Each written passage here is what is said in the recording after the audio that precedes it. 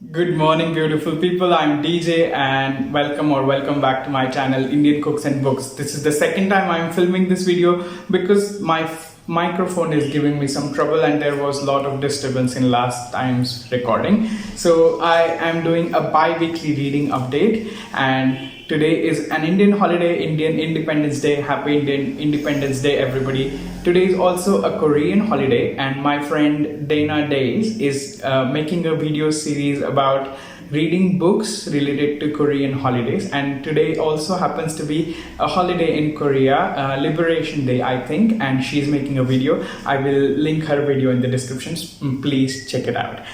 Okay, let's get straight into the update. Today, not today, this fortnight, I started with China Room by Sanjeev Sahota, and this book was fascinating to me. It is set in pre-independence India in 20 I think it is set in 1929, and it starts with the story of this 15-year-old Meher who gets married to a man she doesn't know. Actually, it was pretty common back then that parents would arrange marriages, and the bridegroom wouldn't know each other. So this man, and there is another addition of complication, that they get married in a ceremony where this groom's two brothers also get married to their wives. So it's a joint wedding ceremony of three people, three brothers to these three women, who are then confined to this room called China Room when they live together. They are not living together as a couple, and it's very oppressive. This room kind of represents the oppressed women, and this name China Room is also interesting because this room is where they keep fancy china plates that their mother-in-law has brought from her house before getting married as her dowry. And they are confined to this room, and they only go to the other room when their mother-in-law tells them to, and they are veiled, so they cannot see a lot of things around them. I mean, they can see, but there is less visibility, and they don't know which of their brothers is their husbands, and they are quite it's quite complicated, and they are trying to figure out who is their husband. And it's very frustrating story to read. The women did not have many rights back then at all. And the second point of view in this story is a young man who is an Indian British person, Indo English person, whose parents had migrated to the UK many years ago. And it is in the 80s or 90s that he faces a lot of racism there, and his parents also face a bunch of racist attacks and stuff, and he then gets into addiction, and then he visits his extended family back in India and tries to get clean, and that's his POV. And he's also young, he's 18 years old, and he is also looking for freedom. And Meher, the girl who gets married very young, she's also looking for freedom, and their stories are connected somewhere in the middle, although they are very far apart, maybe decades far apart. So this was an interesting read. I gave it a 5-star, but in the beginning, but maybe later on a 4.5, but it's still nonetheless very good reading. I am going to see my best friend today after months and months of not seeing each other, and I'm excited, so I baked some vegan chocolate chip cookies. So okay, this is a little cookie baking break. This is a recipe by Sweet Simple Vegan. These are vegan chocolate chip cookies a la DJ. I've messed it up, the recipe. I'm adding some white flour, then I'm going to add a little bit of bicarbonate soda, some baking powder, some sugar, and mix it up, the dry ingredients. Then I'm going to add some vanilla extract and applesauce. That's the secret ingredient, egg replacer.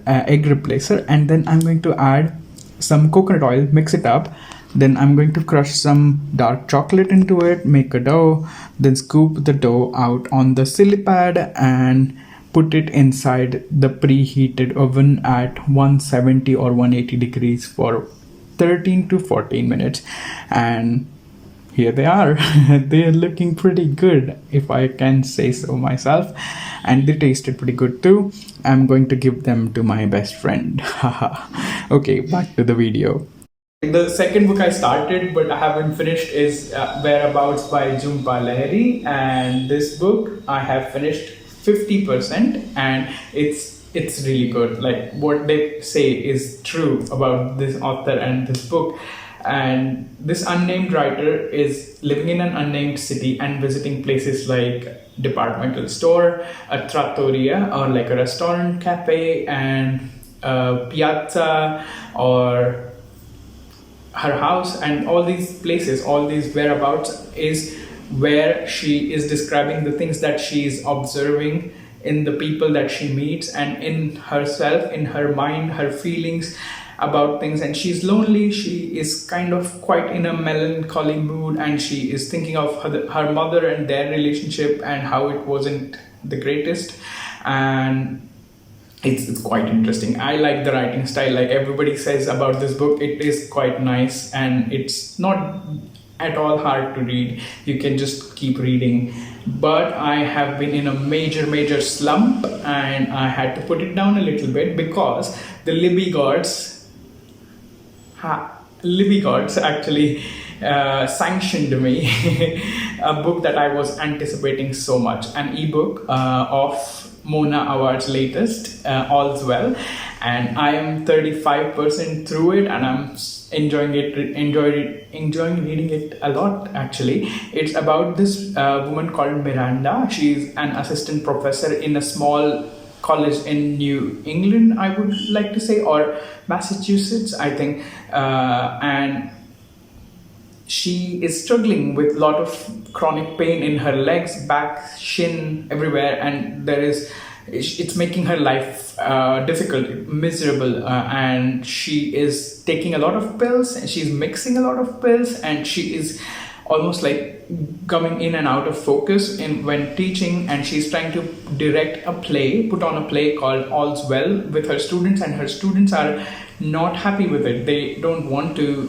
act in that play. They want to act in a different play, so they are trying to rebel. And she is going through a lot. She's divorced, she's depressed, and she's feeling very lonely. And suddenly something happens. She starts seeing these three dudes. One of them is very fat, one of them is a middling, and another one is a tall, good-looking guy who she can see only partially. So that's why I have this theory that it might be a representation of her past, her present, and her future, some sort of a thing like that, symbolism or something, magical realism. And things do get quite magical, quite weird actually when she meets these three dudes, and I'm looking forward to seeing what happens. So this is my reading update for this fortnight bi-week, okay.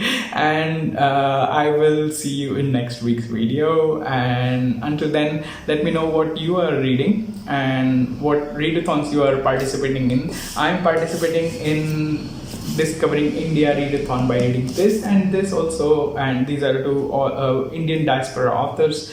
And this is also a book by a woman who has, in translation, she herself translated it. Jhumpa Lahiri herself wrote it in Italian and translated it in English. Then but amazing. So Women in Translation month is also going on in this month, August. So I hope you are enjoying these books, these type of books, or books in these categories. Let me know what you're reading. I would love to chat, and I will see you in next week's video. Oh, look, I have a new background. How do you like it? Let me know, and I will see you in next week's video. Until then, take care.